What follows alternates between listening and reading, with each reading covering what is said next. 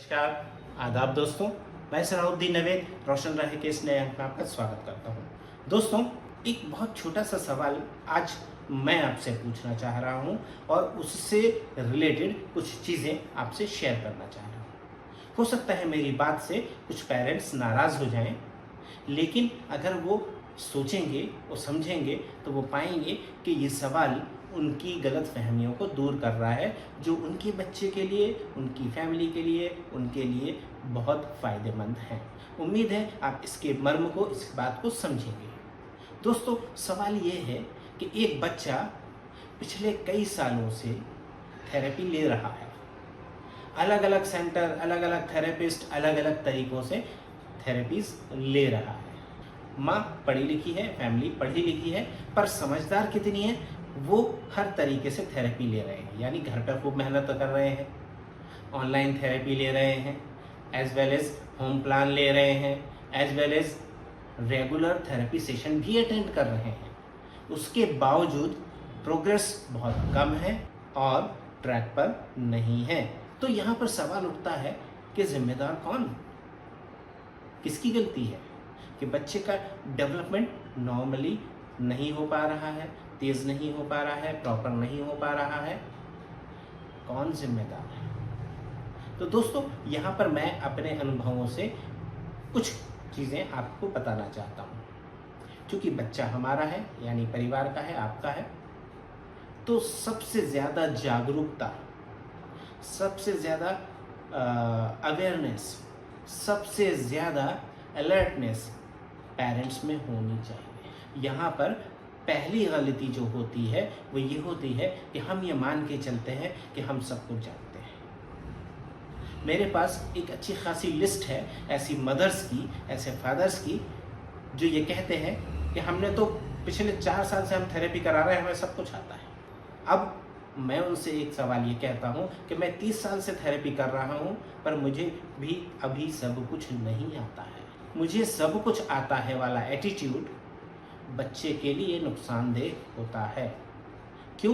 क्योंकि वो अपनी गलतियों को ढूंढने नहीं देता है, उनको सुधारने नहीं देता है, उनको समझने नहीं देता है, और वो बच्चे के और उनकी फैमिली के डेवलपमेंट में बैरियर होता है।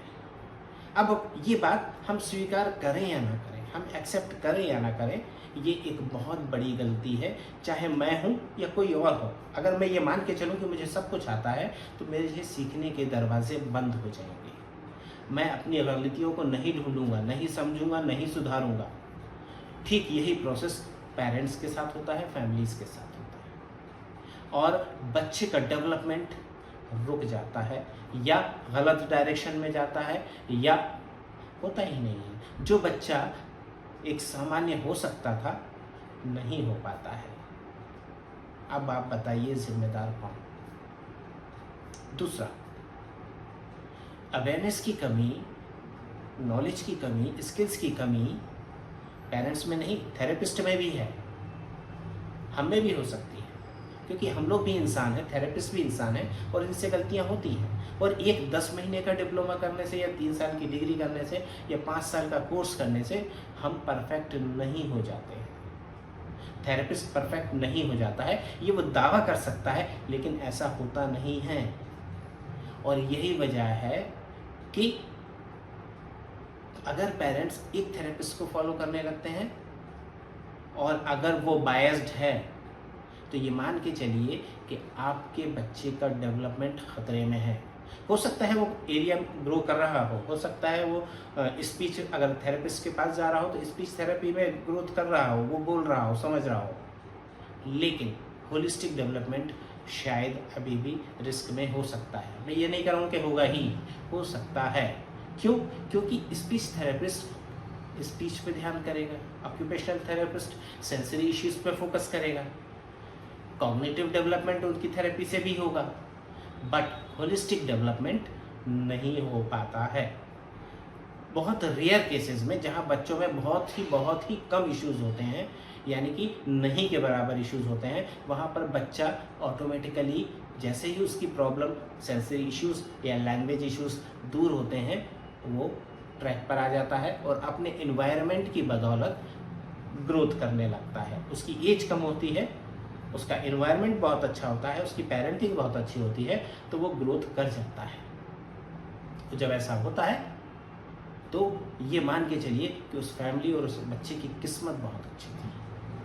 अदरवाइज होता यह है कि गलत पेरेंटिंग, गलत थेरेपी बच्चे के भविष्य को खराब कर देती है। यहाँ पर बहुत ज़रूरी है कि हम अवेयर रहें, समझें चीज़ों को, अपनी गलती को सुधारने की योग्यता रखें, काबिलियत रखें, क्षमता रखें।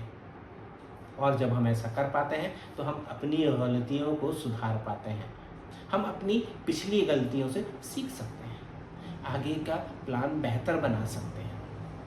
लेकिन ये तभी होता है जब हम सही दिमाग से, ठंडे दिमाग से, बगैर किसी पक्षपात यानी बायस्ड हुए, बगैर सोचें कि कहीं मेरी गलती तो नहीं। अब यहाँ पर बहुत से पेरेंट्स मेरी गलती है, मेरी गलती है, मेरी गलती है बोलते हैं। ठीक है, आपकी गलती हो सकती है, लेकिन अब आप गलत नहीं हो। आपने काम की व्यस्तता यानी बिजी थे आप बच्चे पे ध्यान नहीं दे पाए। आप जॉब कर रहे थे, आप बच्चे को ध्यान नहीं दे पाए। आपने स्क्रीन इंट्रोड्यूस कर दिया, ठीक है, गलती हो गई, लेकिन अब आप मेहनत कर रहे हैं तो पिछली बातों को भूल जाइए। आगे क्या करना है वो प्लान होना चाहिए, क्योंकि अगर आप प्लान नहीं करेंगे, अगर आप टेंशन में रहेंगे कि मुझसे गलती हो गई, मुझसे गलती हो गई, तो आप सही डायरेक्शन में बढ़ने का फैसला नहीं ले पाएंगे। तो इसलिए सबसे पहले ज़रूरी यह है कि अपनी गलतियों को सुधार लिया है ना, अब उसको भूल जाइए। आप क्या कर सकते थे और क्या नहीं किया, कोई दिक्कत नहीं है। आज और अभी हम क्या कर सकते हैं, हमें ये प्लान करना है और उस पर फोकस्ड रहना है। सोचने के बजाय करने पर यकीन करना है। सोचने का वक्त जब है हमारे पास तब हम सोचें, लेकिन करने के वक्त पर नहीं सोचेंगे। हमें क्या करना है इसके लिए आप बहुत सोचिए, लेकिन जब तय कर लिया है कि हमें ये करना है तो फिर उस पर फोकस हो जाइए और फिर उसको करने पे अपना 100% लगा दीजिए। दोस्तों, एक मटके में या किसी भी बर्तन में अगर एक छेद है तो भी पानी बह जाएगा और 4 छेद है तो भी पानी बह जाएगा। स्पीड का फर्क पड़ेगा बस। ठीक उसी तरह हमारी गलतियाँ हमको ड्रेन करती हैं, हमारी सोच हमको ड्रेन करती है, यानी कि हमको एग्जॉस्ट करती है, हमारी चीज़ों को ख़राब करती है। तो इसलिए उन पे हमें ध्यान नहीं देना है। जब हम प्लानिंग कर रहे हैं हम खूब सोचें, अच्छे से सोचें, हर नज़रिए से सोचें, लेकिन जब हम इम्प्लीमेंट कर रहे हैं तब हमें सोचना नहीं है, सिर्फ करना है और करना है अकॉर्डिंग टू प्लान। दोस्तों, इसके बाद जो अगली चीज़ होती है वो होती है रेगुलर फॉलोअप। यानी कि हमने थेरेपी प्लान करी, हम कर रहे हैं, घर पे भी मेहनत कर रहे हैं, बाहर भी मेहनत कर रहे हैं, थेरेपी सेंटर भी जा रहे हैं, लेकिन जैसे ही हमें लगने लगा कि हमारा बच्चा ठीक हो गया, हम लापरवाह हो जाते हैं। ये वो गलती होती है जो हमें बाहर आते आते वापस डुबो देती है। लगने लगा है से काम नहीं चलता है। जब अच्छी तरह से ये प्रूव हो जाए, यानी कि मैं यानी बीइंग अ फादर या मदर, मुझे लगने लगा है कि बच्चा ठीक हो रहा है या हो गया है, तो मैं दूसरे लोगों से, ऐसे लोगों से जो सच बोल सकें, उनसे ओपिनियन लेना है कि आपको बच्चे में कोई दिक्कत लग रही है, आप इससे बात करके देखो। आपको अगर एक्सपर्ट्स अवेलेबल हैं तो उनसे एवेल्यूएशन करा लो, कोई बुराई नहीं है, कोई दिक्कत नहीं है। हो सकता है वो आपसे ये कहें कि अभी थोड़ी सी कसर है, तो एक्सेप्ट करिए, उस चीज़ पे मेहनत करिए, क्योंकि अगर आपने छोटी सी भी दरार या गैप छोड़ दिया तो भविष्य में, फ्यूचर में आपके लिए परेशानी का सबब बन सकता है। ऐसे भी बहुत से केसेस हैं जहां पर पेरेंट्स ने 1.5, 2, 2.5 साल की उम्र में बच्चे को आइडेंटिफाई किया, अकॉर्डिंग टू एक्सपर्ट थेरेपीज शुरू कर दी और मोस्टली स्पीच थेरेपी शुरू करी। अब जब स्पीच थेरेपी शुरू करी तो 2, 2.5 साल के एफर्ट्स के बाद बच्चा बोलने लगा। पेरेंट्स खुश हो गए, उन्होंने सोचा बच्चा ठीक हो गया। लेकिन जैसे ही एजुकेशन स्टार्ट हो गई, पढ़ाई लिखाई चलने लगी, तब समझ में आया कि वो कब कहाँ क्या बोलना है ये तो समझ ही नहीं पा रहा है, या उससे पहले भी समझ में आ गया तो भी वो उसका इंटरवेंशन नहीं कर पाए। और आज जब वो 8वीं क्लास में है पढ़ रहा है, लेकिन आज भी उसको ये समझ में नहीं आता है कि किससे कैसे बात करनी है, किसके सामने क्या बोलना है, क्या नहीं बोलना है, परिवार की बातें बाहर नहीं बोलनी है, नहीं समझ में आता है। अब इस उम्र में 14 साल की उम्र में बच्चे पे आप क्या मेहनत करेंगे, कैसे मेहनत करेंगे और कितनी मेहनत करेंगे, ये बहुत कठिन हो जाता है। और इस केस में, इस अवस्था में, इस गलती में जिम्मेदार कौन है? यहाँ पर जिम्मेदार दोनों हैं, पेरेंट्स भी और वो थेरेपिस्ट भी जिसने थेरेपी दी थी। पेरेंट्स इसलिए कि उन्होंने होलिस्टिक नहीं सोचा, थेरेपिस्ट इसलिए कि उसने अपना काम किया और चलता बना। उसने पेरेंट्स को कन्विंस नहीं किया, गाइड नहीं किया, प्रेशराइज नहीं किया कि अगर हम सिर्फ इतना करेंगे तो दूसरे एरियाज सफ़र होंगे, होलिस्टिक डेवलपमेंट नहीं होगा। अब यहाँ हो सकता है थेरेपिस्ट को ये मालूम ही ना हो कि वो गलत कर रहा है। क्यों? क्योंकि हमारे यहाँ 12th प्लस 10 मंथ्स का डिप्लोमा डॉक्टर बना देता है। वो डॉक्टर ऑफिशियली नहीं बनाता है, वो खुद को डॉक्टर डिक्लेयर कर देते हैं और पेरेंट्स उनको एक्सेप्ट करके थेरेपी शुरू कर देते हैं। सोचते ही नहीं कि उससे ज़्यादा और उससे बेहतर भी हो सकता है। और वो थेरेपिस्ट, वो असिस्टेंट थेरेपिस्ट होते हैं, पर वो थेरेपिस्ट ये बताते नहीं हैं कि नहीं, और भी बहुत सारी चीज़ें हैं जो ज़रूरी हैं और वो होनी चाहिए।